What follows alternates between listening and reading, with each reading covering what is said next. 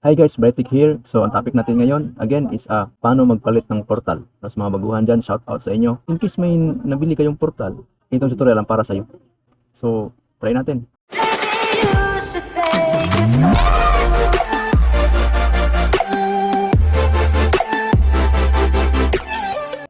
So, ngayon, ang una natin gagawin guys, open lang natin syempre yung ating Winbox.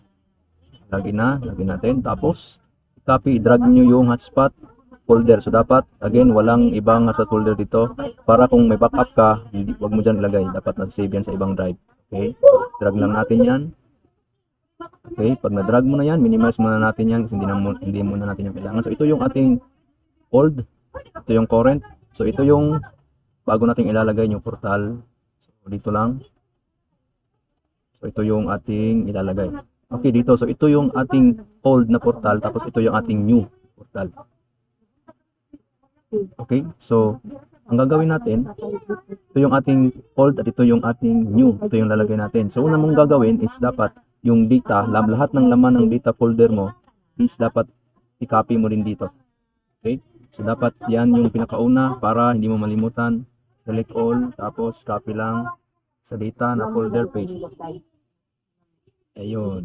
So, back lang natin. Tapos next, yung ating next natin is itong ating yung IP ng Bindo natin. Okay, so dito tayo sa asset, GS, config, ayun. Yung sa old to guys. Yung sa old. So sa GS natin, edit notepad++. Okay, so yan yun. Yung old natin at yung new GS, config. So, yan. So itong dalawa. Ito. Okay, so itong dalawa. Okay. So ito yung old natin. Ito yung old at ito yung new. Dapat hindi ka malito sa old and new mo. Kung nalilito ka, close mo lang ulit yan. Tapos, open mo ulit. Open mo lang ulit. Dapat unahin mo always yung old. Tapos, sunod mo yung new. Yun. So, itong dalawa. Old and new. Makita mo naman yan din dito, guys. Yan. New portal. Ito, wala. Okay? So, ito yung old. So, ang gagawin mo dito, lahat ng pares nito. Multi-window, true. So dito wala na. So iba-iba kasi yung design ng portal. Okay? Sa old natin meron yan, pero dito sa old natin merong 1. So dapat ito window option. Window option kung 1 yung old mo, dapat 1 din ilagay mo diyan. Okay? 1. Next. Tapos dito. Yan, dapat nakakopy lahat 'yan. Ito. Okay, copy. Tapos lagay natin dito. Paste. Next, ito. Copy. Parehas lang sila. Pero, yan na yun. Spot. Yan. Address. Ito. Okay. So, yung old pala natin is wala siyang interface. Ito lang interface. Yun, interface. So, wala yun. Copy ko lang. Ito. Copy ko lang. Okay. Paste ko lang. Okay. So, dito, yung bridge. Ito. So, lahat yan dapat i-copy mo lang. Baliktad. Ito pala yung copy. Dapat lahat ng nasa old mo, dapat naka-paste. Yan. Okay? So, kung 1 yan, multi-window yan. So, kung 0, ito yan, single window, traditional, client, choose, interface. Okay, depende sa'yo yan. Next, baba na tayo. So, tapos na tayo sa ito. Tapos na natin yan. Basta lahat, kung tatlo yan, dapat tatlo rin ilagay mo. Okay? So, copy mo lang. So, sa ating sample ngayon, yung ito lang muna isa, ating lalagyan. Okay? So, next, baba tayo, yung old, again, yung old. Lahat ng andito, dapat i-transfer mo lang. Okay? Lahat ng parehas. Login option, 0, dito 0. Dito sa ating bago na wala nang window IP address. So, andito na yan. IP address. Okay, so dito na yan. Yan na yan. Tapos ito, parang wala na tayong ibang babaguhin. Okay, so wala na. Post time true, members login. Extend. Dito, Telegram. Okay, wala. Basta, ang importante lang dito, Ito may banner tayo guys. Pwede mo palitan. Photo. So ang dito guys, ang importante ito. Itong name, itong Bindo IP. Hotspot address. Kung interface yan. Dapat naka 2 yan. Pero kahit wala na to, okay na.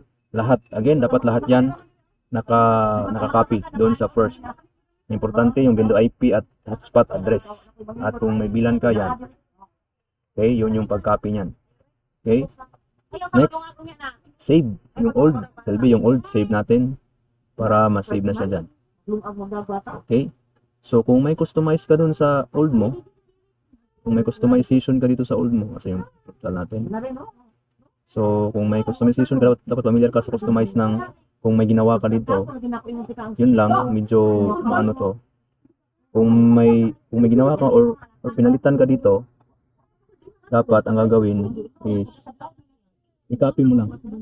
No? Pwede ito yung nilagay mo. So copy mo lang. Tapos hanapin mo dito sa portal kung saan banda mo ilalagay.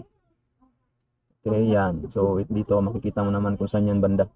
Yes, magagawa tayo ng video kung paano tutorial kung paano mag-edit ng portal. No, yung pinaka basic lang. Dati mayroon na ako ron.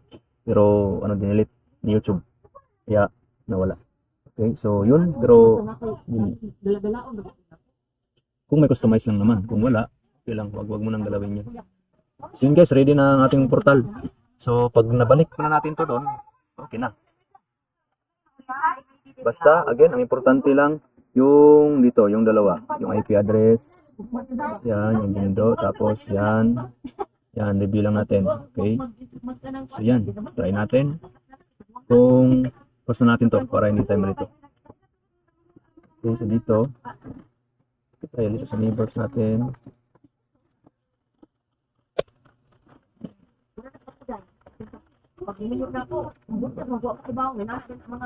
So pagbalik natin dito, ang gagawin lang natin, delete lang ito natin para makuha natin yung hotspot. So yan, delete mo lang. So mawawala lahat yan. Yan. Okay, so ito hotspot. Drag lang, punta dyan. Okay.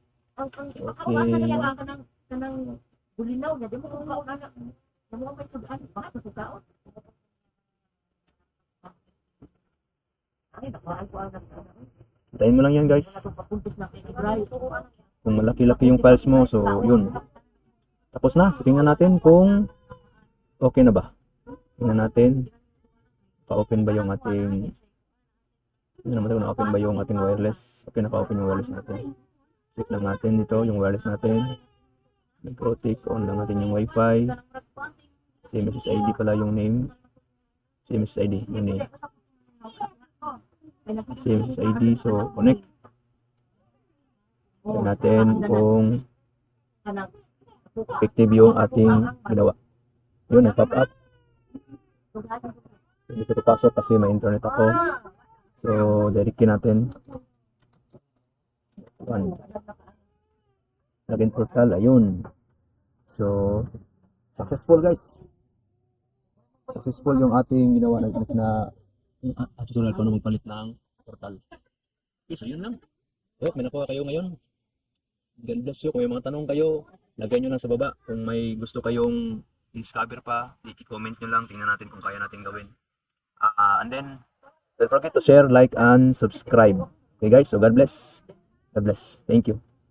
I'm Byron Jackson.